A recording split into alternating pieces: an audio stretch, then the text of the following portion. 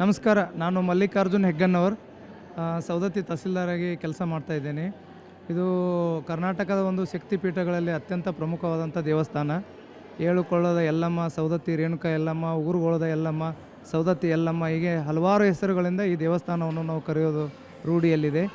ಉತ್ತರ ಕರ್ನಾಟಕದಿಂದ ಹೆಚ್ಚು ಜನ ಇಲ್ಲಿ ಬರುವುದುಂಟು. ಅದೇ ರೀತಿಯಾಗಿ ದಕ್ಷಿಣ ಮಹಾರಾಷ್ಟ್ರ, ಉತ್ತರ ಮಹಾರಾಷ್ಟ್ರ, ತಮಿಳುನಾಡು, ಆಂಧ್ರ, ಕೇರಳ ಈ ಎಲ್ಲ ರಾಜ್ಯಗಳಿಂದ ಲಕ್ಷಾಂತರ ಕೋಟ್ಯಾಂತರ ಭಕ್ತರು ಪ್ರತಿ ವರ್ಷ ನಮ್ಮ ಸವದತ್ತಿ ಯಲ್ಲಮ್ಮ ಕ್ಷೇತ್ರಕ್ಕೆ ಭೇಟಿ ನೀಡಿ ಆ ಯಲ್ಲಮ್ಮನ ಕೃಪೆಗೆ ಪಾತ್ರ ಬರ್ತಾ ಇದ್ದಾರೆ.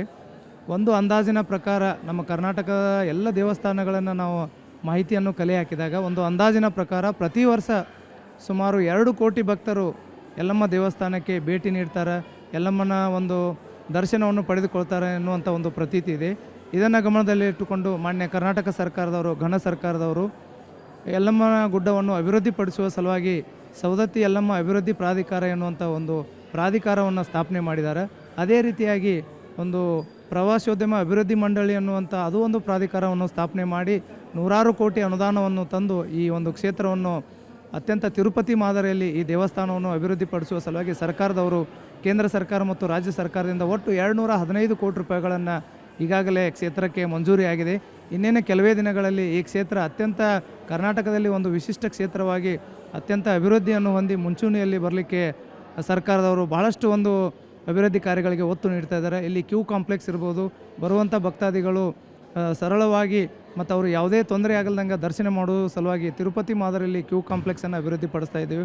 ಒಂದು ಅನ್ನದಾಸವನ್ನು ಮಾಡ್ತಾಯಿದ್ವಿ, UGD ಕೆಲಸಗಳನ್ನು ಮಾಡ್ತಾಯಿದ್ವಿ, ಸ್ವಚ್ಛತೆ ಕಾರ್ಯಕ್ಕೆ ಒತ್ತು ಕೊಟ್ಟಿದ್ದೀವಿ.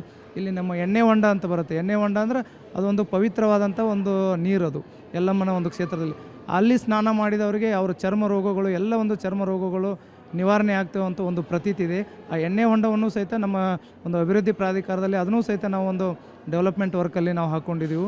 ಸೊ ಈ ರೀತಿಯಾಗಿ ಹಲವಾರು ಒಂದು ಕಾರ್ಯಕ್ರಮಗಳನ್ನು ಹಮ್ಮಿಕೊಂಡು ಈ ಕ್ಷೇತ್ರವನ್ನು ಅಭಿವೃದ್ಧಿಪಡಿಸುವ ನಿಟ್ಟಿನಲ್ಲಿ ಮಾನ್ಯ ಸರ್ಕಾರದವರು ನಮ್ಮ ಸವದತ್ತಿ ಯಲ್ಲಮ್ಮ ಪುರಸಭೆಗೆ ಸ್ವಚ್ಛತೆ ಕಾರ್ಯವನ್ನು ನಿರ್ವಹಣೆಗೆ ನೀಡಿದ್ದಾರೆ. ಸವದತ್ತಿ ಯಲ್ಲಮ್ಮ ಅಭಿವೃದ್ಧಿ ಪ್ರಾಧಿಕಾರದ ಕಾರ್ಯದರ್ಶಿಗಳು ಈ ಒಂದು ದೇವಸ್ಥಾನಕ್ಕೆ ಒಂದು ನೂತನ ಕಾರ್ಯದರ್ಶಿಗಳಾಗಿ ಬಂದಿದ್ದಾರೆ. ಮಾನ್ಯ ಜಿಲ್ಲಾಧಿಕಾರಿಗಳು ಸಹಿತ ಈ ಒಂದು ಜಿಲ್ಲಾ ಮಟ್ಟದ ಒಂದು ಪ್ರಾಧಿಕಾರದ ಅಧ್ಯಕ್ಷರಾಗಿ ಕಾರ್ಯನಿರ್ವಹಣೆ ಮಾಡ್ತಾ ಇದ್ದಾರೆ.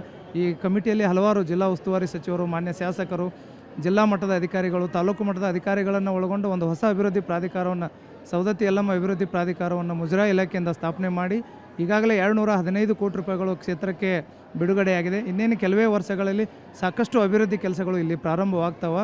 ಈಗಾಗಲೇ ನಾನು ಹೇಳಿದಂಗೆ ಒಂದು ಅಂದಾಜಿನ ಪ್ರಕಾರ ಸುಮಾರು 2 ಕೋಟಿ ಭಕ್ತರು ಇಲ್ಲಿ ಈ ದೇವಸ್ಥಾನಕ್ಕೆ ಭೇಟಿ ನೀಡ್ತಾರೆ ಎನ್ನುವಂಥ ಒಂದು ಪ್ರತೀತಿ ಇದೆ.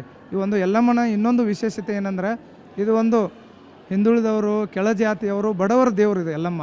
ಅಂದರೆ ಚಕ್ಕಡಿ ಮೂಲಕ ಸಾಂಪ್ರದಾಯಿಕವಾಗಿ ಒಂದು ಎತ್ತಿನ ಗಾಡಿ ಅಂತ ನಾವೇನು ಕರಿತೀವಲ್ಲ, ಎತ್ತಿನ ಗಾಡಿ ಮೂಲಕ ಸುಮಾರು 4-5 ಕಿಲೋಮೀಟ್ರ್ ಉದ್ದದ ಎತ್ತಿನ ಗಾಡಿಗಳು ಇರ್ತವೆ.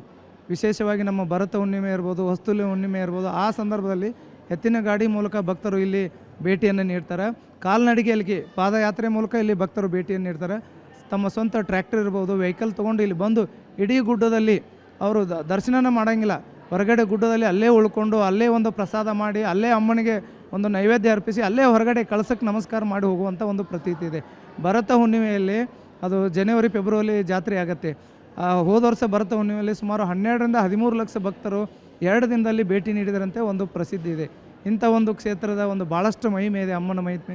ಈ ನವರಾತ್ರಿಯಲ್ಲಿ ಸಹಿತ 9 ದಿನ ಘಟ ಸ್ಥಾಪನೆ ಮಾಡಿ ಅಮ್ಮನಿಗೆ ಭಾಳಷ್ಟು ನಡ್ಕೋತಾರೆ. ಇಲ್ಲೇ ವಿಶೇಷವಾಗಿ ಶ್ರಾವಣದಲ್ಲಿ ನಮ್ಮ ಸವದತ್ತಿ ಮತ್ತು ಉಗುರುಗೊಳದ ಜನ ಪ್ರತಿದಿನ ಶ್ರಾವಣದಲ್ಲಿ 1 ತಿಂಗಳು ಕಾಲ್ನಡಿಗೆ ಮೂಲಕ ಈ ಒಂದು ಕ್ಷೇತ್ರಕ್ಕೆ ಬಂದು ತಮ್ಮ ಹರಕೆಯನ್ನು ತೀರಿಸ್ತಾರೆ.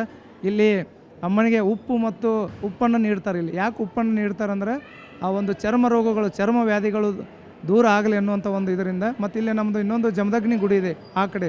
ಆ ಜಮದಗ್ನಿ ಗುಡಿಯಲ್ಲಿ ಅಲ್ಲಿ ಒಂದು ನಮ್ಮದು ಕಾಮಧೇನು ಇದೆ, ಅಲ್ಲಿ ಕಾಮಧೇನು ಕಲ್ಪವೃಕ್ಷ ಇದೆ. ಆ ಕಾಮಧೇನು ಬೇಡ್ಕೊಂಡ್ರೆ ಎಲ್ಲ ಕೆಲಸಗಳು ನಮಗೆ ನೆರವೇರ್ತಾವೆ ಅನ್ನುವಂಥ ಒಂದು ಪ್ರಸಿದ್ಧಿ ಇದೆ. ಅದು ಜಮದಗ್ನಿ ಗುಡಿ, ಪರಶುರಾಮ ಗುಡಿ ಮತ್ತು ನಮ್ಮ ರೇಣುಕಾ ಯಲ್ಲಮ್ಮನ ಗುಡಿ ಮತ್ತು ಇಲ್ಲಿ ಜೋಗಿನಾಥ ಒಂದು ದೇವಸ್ಥಾನ ಇದೆ, ಏಕನಾಥ ಜೋಗಿನಾಥ ಅಂತೇಳಿ. ಸೊ ಹಿಂಗೆ ಹಲವಾರು ವೈಶಿಷ್ಟ್ಯತೆಗಳನ್ನು ಹೊಂದಿರುವಂಥ ನಮ್ಮ ಈ ಒಂದು ಕ್ಷೇತ್ರ.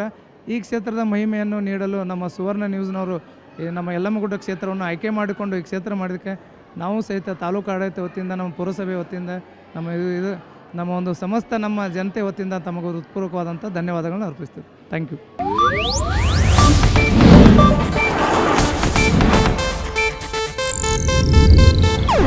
ಇದು ಏಷ್ಯಾನೆಟ್ ನ್ಯೂಸ್ ನೆಟ್ವರ್ಕ್ ಪ್ರಸ್ತುತಿ.